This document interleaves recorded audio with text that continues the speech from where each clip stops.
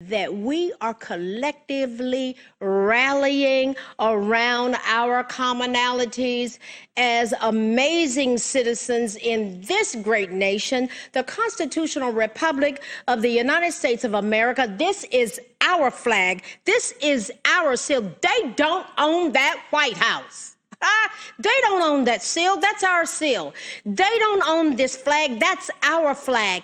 That flag represents 50 states. That represents people, you and I. And I told you, I've opened up my platform. I've opened it up. Comment on the live YouTube. Comment on all my social media platforms. I am so grateful for the thousands of followers that I have on social media. And I'm opening it up. And all I am respectfully asking you to do is to be decent. Yeah, I'm going to be that way with you.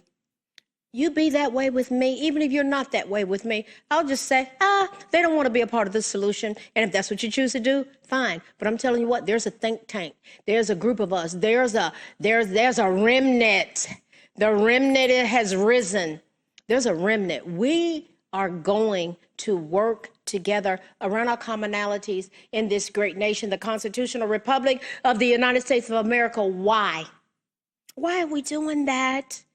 Because we are forming a more perfect union, and we are doing it intentionally. And what does that mean? We're going to help keep the nation together as one. I remember when the United States of America, that's just how it was, in spite of Jim Crow, in spite of all the ills and the wrongs that had happened. Remember when World War II, they had victory gardens. Wow. No one went hungry. They had victory gardens. I mean, is that an observable, measurable way that we will help keeping the nation together as one? Huh? There are some other things I know we can do. We're going to do it. It's already being done. We're just going to bring it to the forefront more, and people are going to get the vision, and they're going to go, wait a minute, what did they say? Moreover, what are they doing? Yeah, that is you and me. That's us as citizens of this great nation. I'm done with the politics. I'm done with the parties per se. I look at policies, but I'm telling you what, I want to rally around commonalities because I know some things, and you do too. And our commonalities coming together, we're going to shake the foundation. I know it. I know it. If we come together, our commonalities and our union and our unity is powerful, and it's getting ready to go to another level. Now, speaking of going to another level, I like to deal with specificity. This whole month of August, we are focusing on our children. Why? School's back in. And in the schools, we talked last week about sex trafficking and who targets our middle schoolers, the age range where the traffickers are targeting or are our vulnerable middle schoolers. That's the age range. 9 up to 14 or so, middle schoolers. So they are our future. They are the now. They are our citizens. So does that warrant us coming together in our commonalities to look at how we can make this more perfect union flowing together as one? How we can specifically make a difference? Tonight, we're going to get even deeper with specificity. We're going to talk about fighting for our boys. Yeah, I love boys. I love boys. I have a commitment to boys. And what would happen in this great nation if we made a commitment to boys for them to become successful men? What will that look like? What will it sound like? We talked about last week, freedom has a sound. What does it sound like? What does it look like? Is it observable? Is it measurable? Go back and look at that podcast. Listen, this one tonight, we're going for our boys. There's a target on their backs. There's a target on their backs. But boy, God has a plan, and it's a good plan. And us together in our commonalities, we can make a difference. So we're going to examine some things together. You may have some thoughts. Put them in the comments. I'm going to go through them. And we're going to, I know me. I know how my mind thinks. We're going to pull them. We're going to extrapolate them. We're going to pull them together. We're going to I synthesize and I integrate really well. That's how my clinical mind works. I've always kind of had that. But with my training, I get an angle. But there are people working together to make a difference in this nation. I'm a part of that. And guess what? You are too. That's why I want to know what you're thinking. You have a First Amendment constitutional right to put your opinion, and I want to know what it is. I ask that you are respectful. That's all. I'm going to be respectful to you, no matter what you believe.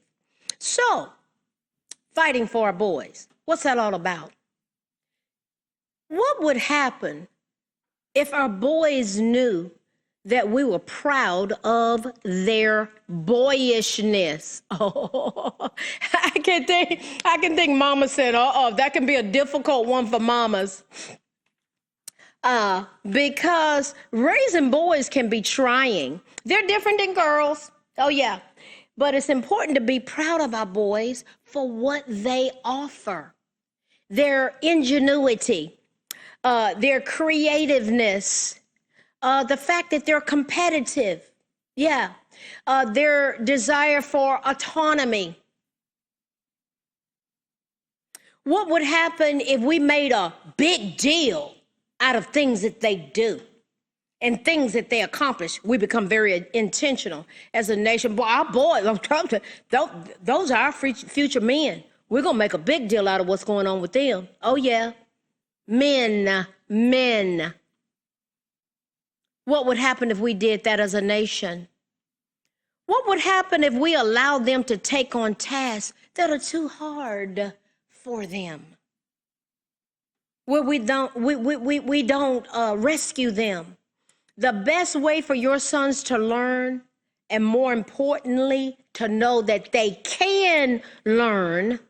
As a teacher and school psychologist, I saw this all the time. I can't do it. I don't know how. Oh, boy.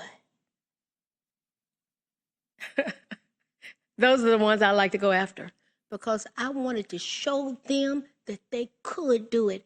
They just hadn't been pointed in the right direction. They hadn't been taught how to think in terms of who, what, when, where, how, and why.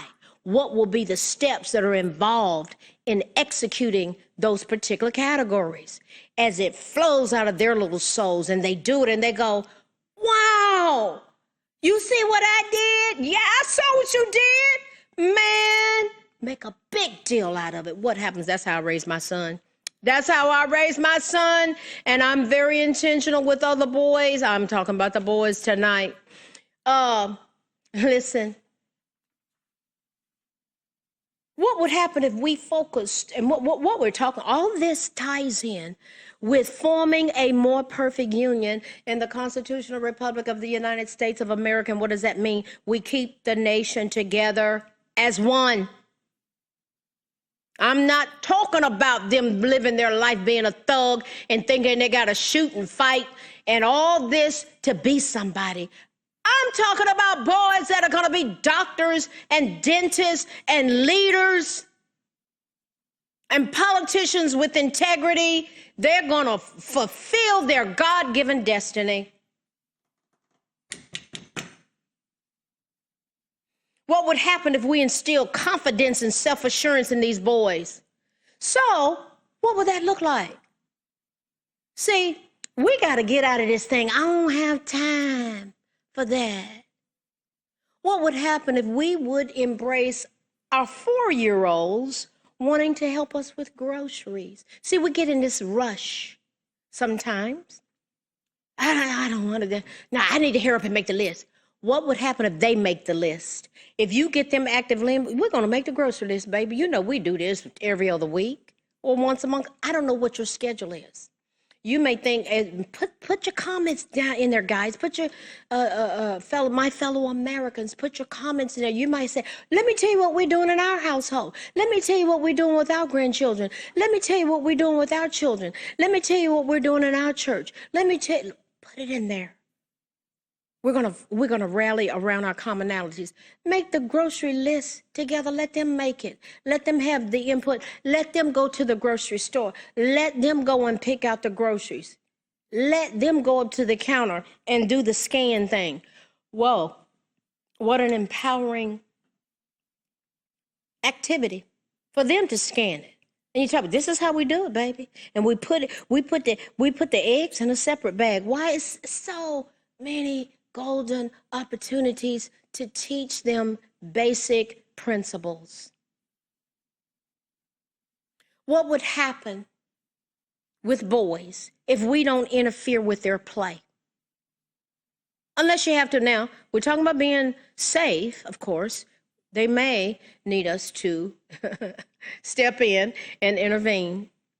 You know, men take games probably a little bit more seriously than boys. Maybe that's the jury's out on that. But men take games seriously. I grew up with my daddy, and I had 4 brothers, and I was the youngest. I was a baby. They took football real seriously. Seriously. Yeah. And, you know, one thing that happened in my house was when the Washington Redskins and the Dallas Cowboys played back in the 60s, everybody got quiet. They took the games seriously.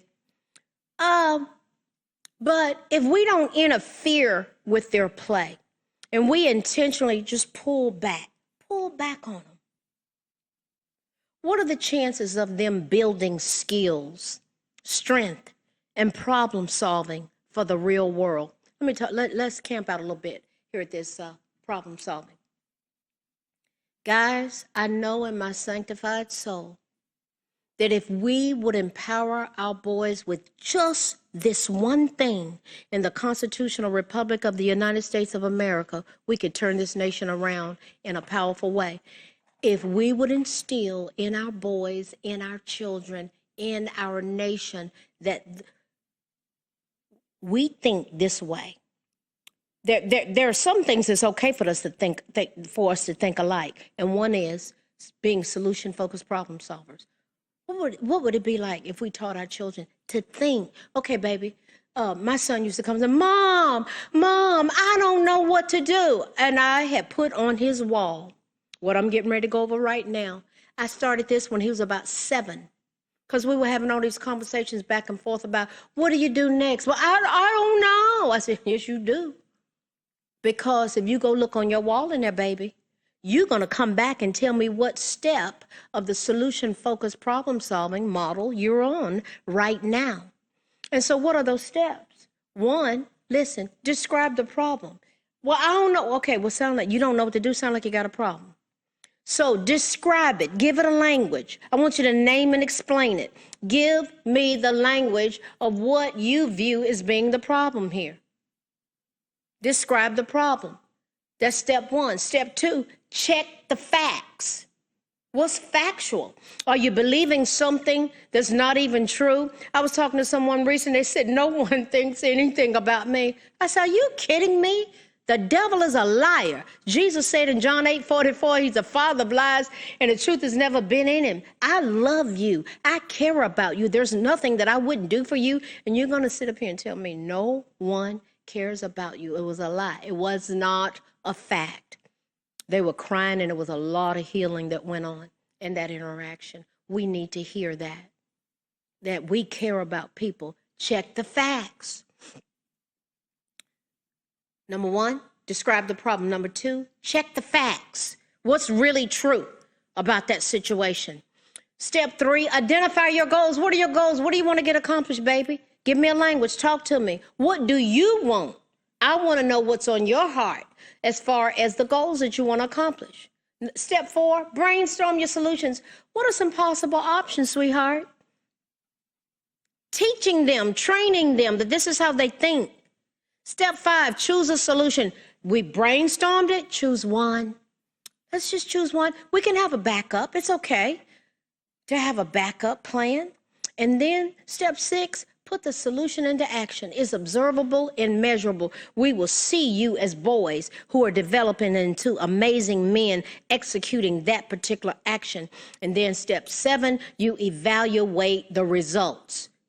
And so my son would come to me and I said, what step are you on? I don't know. Go look on the wall. He said, well, I know what the facts are. I said, so what's that? He said, I need to identify my goal. Are you going to write it down or are you just going to fly by the seat of your pants? Sit down and write it down. Trained him. He's an outstanding professional today. He's an outstanding man, and he is a stellar soldier. Yeah. Describe the problem, check the facts, identify your goals, brainstorm solutions, choose a solution, put the solution into action, and evaluate the results. What would happen if we teach boys to think that way? Yeah. Okay, what would happen? What would happen if we provided opportunities for risk taking? We got to keep them safe. But what would happen if a dad took their son on a backpacking trip? Backpacking? I don't like the risk taking. Backpacking together, talking about it, going through the wilderness with your teenage son, allowing your child to try something new, maybe being in a play, maybe learning how to play a musical instrument, getting them out of their comfort zone. Let them problem solve with others. We already talked about the solution-focused problem-solving model. What would happen in terms of us forming a more perfect union, which is keeping the nation flowing together as one if we problem solved with others? Make a big, look, it's 4 of y'all. I want y'all to sit right down there at that table. And y'all gonna go through these problem-solving, solution-focused problem-solving steps together instead of cussing and fighting and all that. And it's a powerful opportunity. That model, I want to respectfully submit this. That model is a way of thinking. What would happen if we taught that to our boys? What would happen if we didn't let them win every time, huh? Yeah. I'm going to tell you this. One family, I call them a national model, the Hamptons. I remember Caleb Hampton has a full ride scholarship to Stanford University. He was instrumental in his school, in high school as a senior, winning the football championship. He went to a baseball championship. An umpire made a rotten call, and his team lost. He was crushed. I saw his brother, Joshua, go out to the field. He embraced his brother. He had a picture of them going off together, arms around them, each other. Their dad, Patrick Hampton, made this post, and he said, the Hamptons, we win together, and the Hamptons lose together. You know what God spoke to my heart at that moment? He said, what happened to Caleb wasn't his fault. The umpire, horrible call, rotten call. They lost that particular championship, but God said to my heart, he said, that's one of the most powerful things that could have happened to Caleb. They didn't win. He wanted to win. He said, I'm building his character. What will happen? What happens to your character when you don't win? What do? Do you fall apart? Does your work? It empowered him. Yeah. What happens when we treat them like they're capable, make a big deal that, let them set the table. Let them vacuum out the car. Let them assist with yard work. Speaking of the Hamptons, Patrick has a rule that by the time those boys are 10, they got 4 boys. He's writing a book called Raising Brown Boys. There are specific types of issues in our society that are relevant along that line. But by the time they're 10, he's going to have them doing yard work. I think the third boy number, he's got 4 boys. Boy number 1, number 2, number 3, number 4. Boy number 3, I think he's 9, and he's out there cutting his grandparents' yard. Yeah.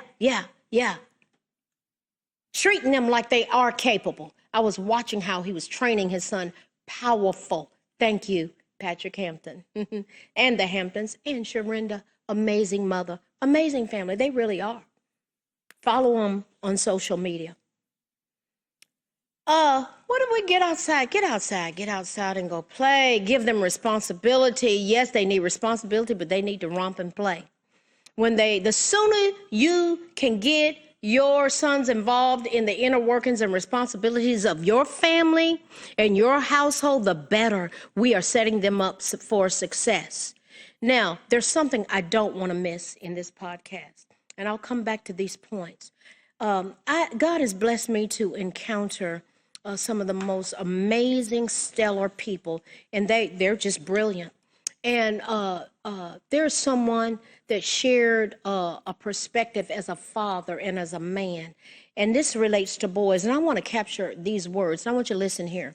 Now, it's going to get to one part. You're going to go, well, wait a minute, I disagree with that. That's fine. You can you have a constitutional right to disagree. But he said this, as a father, it is crucial to teach every boy. Now, see, let me say this. We used to have the Boy Scouts. We used to have the Boys Club. We used to have the summer camps. It was just a part of life. That was American life. Girl Scouts, huh? And then there were agendas that tried to infiltrate and said, well, we're going to take, well, then you had the Heritage Boys coming up. Okay, but listen to this. Coupled with those organizations where we can purposefully form a more perfect union, where we get back to those things where we're intentional and we're purposeful, listen to this.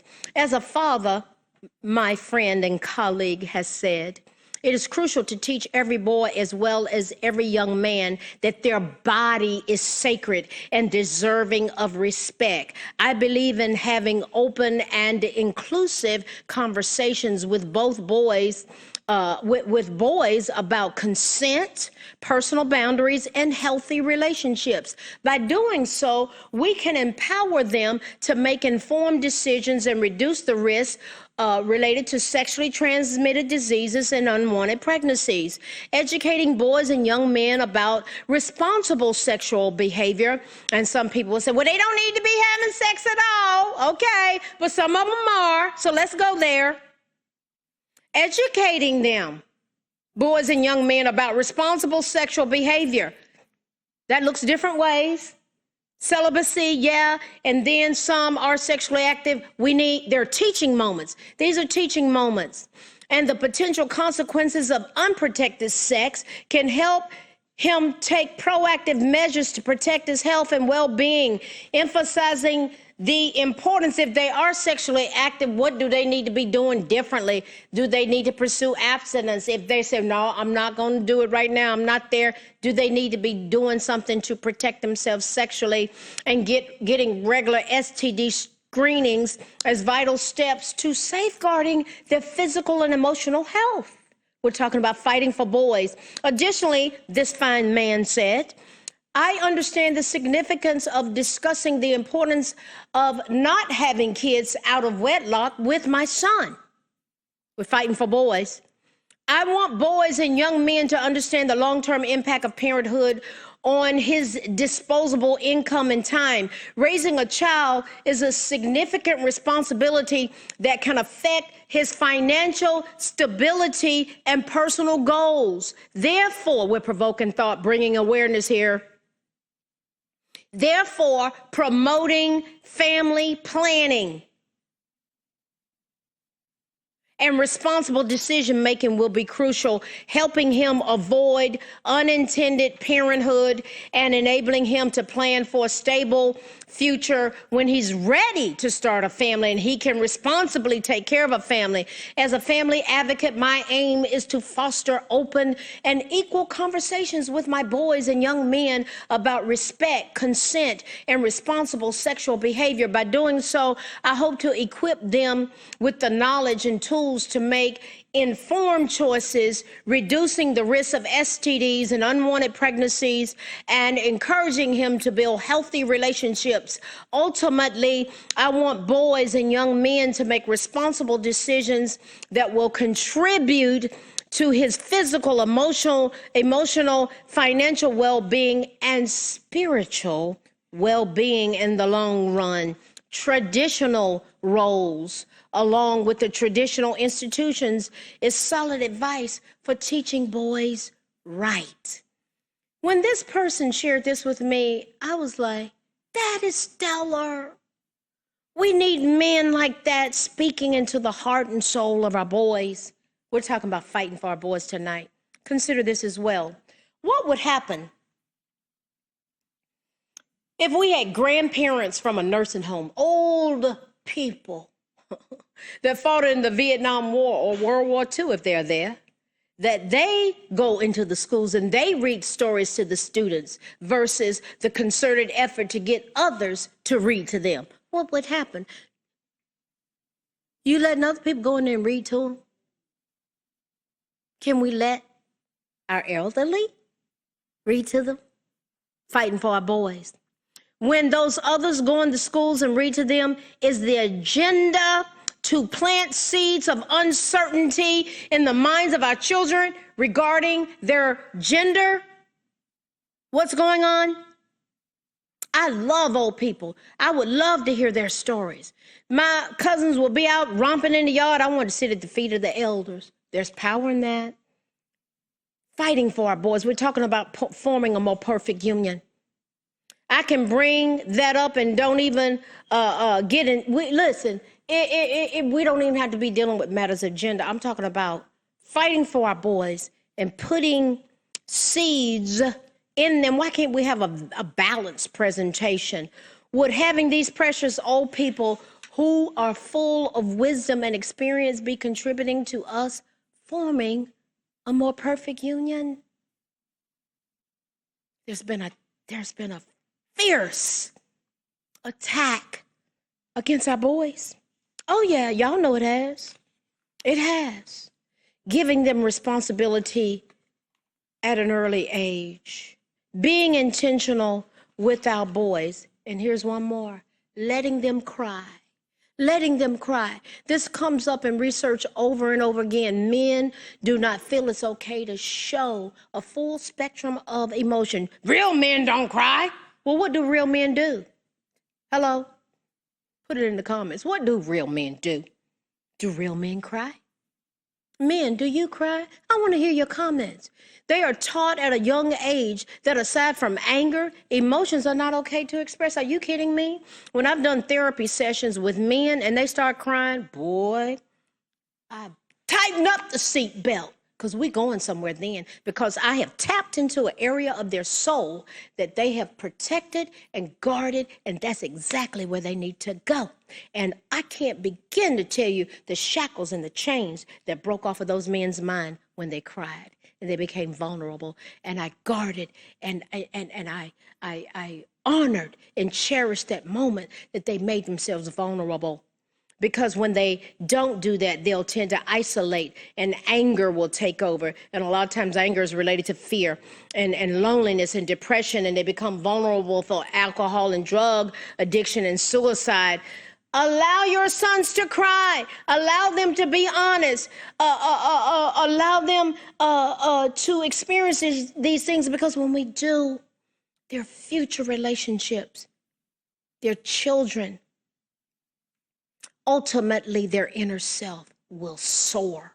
Boys Club of America, Boy Scouts of America, summer camps.